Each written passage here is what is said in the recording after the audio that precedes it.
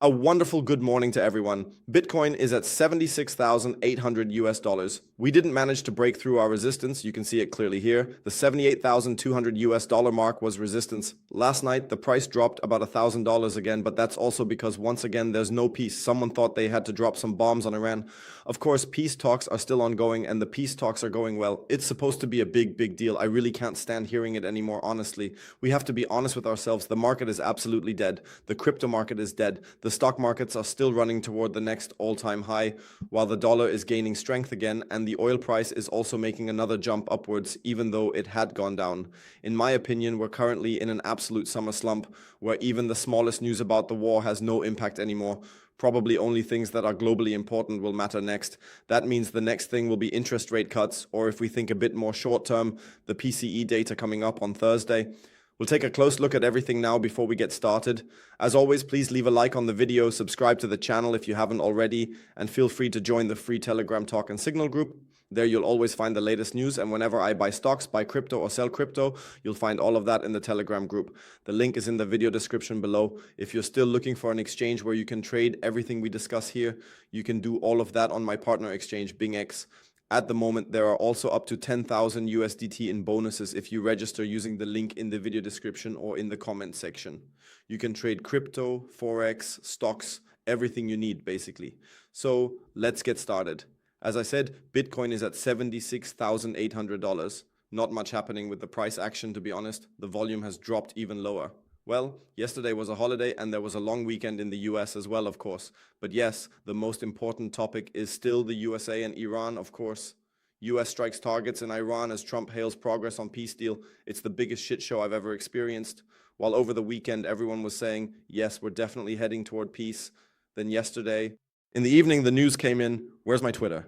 Here comes the report. US Central Command, US forces carry out strikes in southern Iran in self-defense. Oh, so now they call it self-defense. There are always okay, that picture is funny. There are always new terms for it, but you can see what's really going on there in the end, while in the background, the more important things are actually happening. Well, US consumer stocks are extremely weak. Who's surprised? After we already had the chart last week showing that consumer confidence has dropped sharply, or rather, it was lower than ever before. Meanwhile, short positions or short interest in US stocks keeps increasing more and more, also very interesting.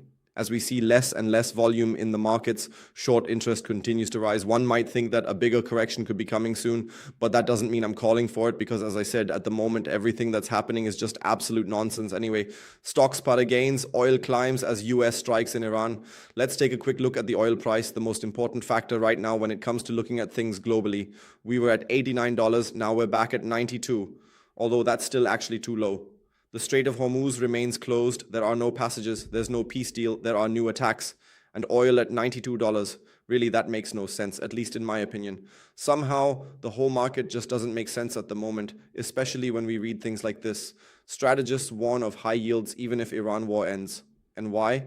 Possibly because of the expectation that yields will stay higher for longer. Let's take a quick look at that as well. How has the situation developed in the last few days, or rather now at the start of the week? The 2-year yields are still above 4%, the 5-year at 4.2%. I also expect them to tick up again over the course of the day because we can see exactly when there were supposed deals here, at least alleged deals, deal. And if there are new attacks now and Iran possibly strikes back, then this whole thing will shoot up again. The 10-year is at 4.5%, the 20-year is still above 5%. The same problem, of course, continues in Japan with the carry trade, although they're at least managing to bring it down a bit now, but only because of the possible easing of the war situation.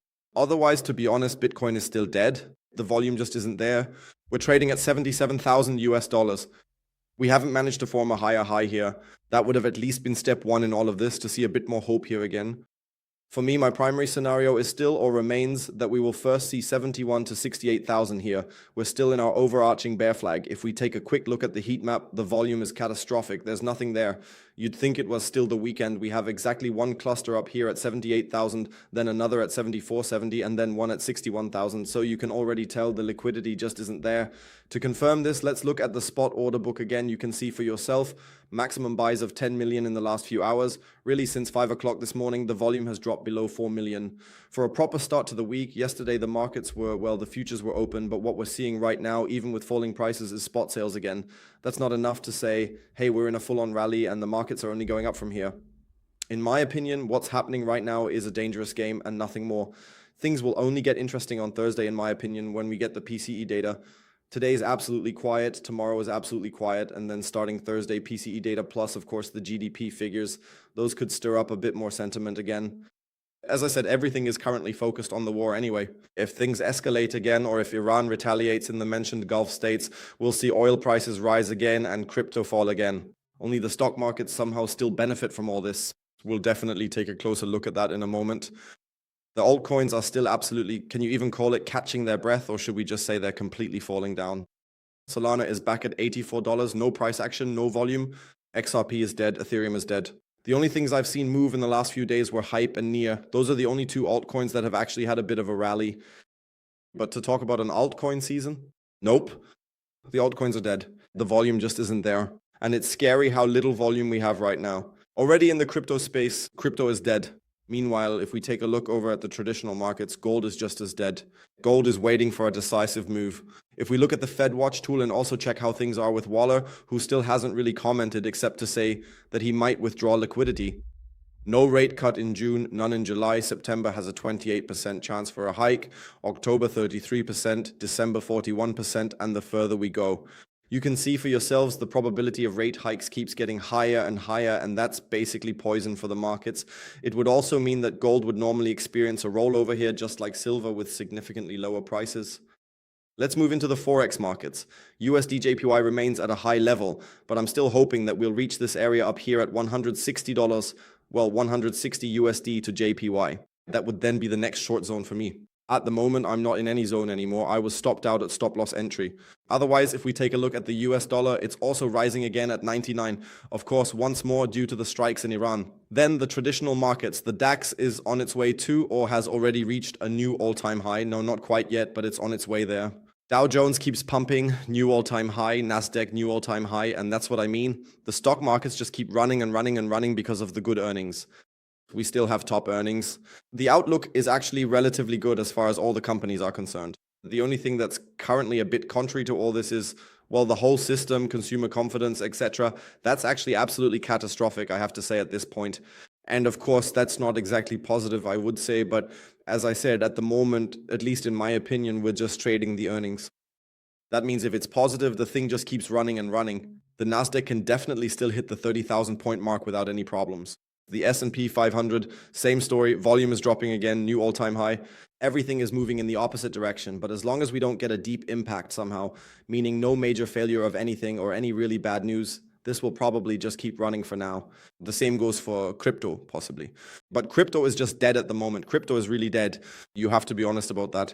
While the stock markets continue to thrive thanks to earnings and ongoing positive news, new deals here, new deals, new partnerships, etc., as long as we don't get anything negative, this will probably keep going as well. And we're finally seeing that now, I have to say, at this point. Also in the volatility index, which has finally dropped below 20 and is being reduced significantly. That means crypto could get hit with negative news at any time, so funds are being shifted either into government bonds or into the stock markets because they yield significantly higher returns, while crypto just has to wait. Individual stocks like Alphabet are still absolutely at the top. Circle continues to be in a completely sideways phase. Nvidia is at 215. Sure, it has pulled back a bit from its top, but it's still nothing serious where you would say, oh no, a huge crash or anything like that. I'm still giving the market 3 weeks until all the interest rate hikes and the SpaceX IPO, and then a correction could come. Whether that will be a crash, I have to say I'm starting to doubt all of that a bit. The starting position is, let's put it this way, too bullish, etc., etc. Let's take a quick look at some more individual stocks. Lockheed Martin at 535 is slowly but surely moving out of our bison. Otherwise, I would say that's it from my side. We'll hear from each other again this evening at 8 o'clock for the live stream, do half an hour, discuss the latest updates, and otherwise I wish you all a wonderful sunny day. Take care of yourselves. We'll hear from each other again this evening at 8 o'clock. Until then, ciao ciao, and as always, stay crypt.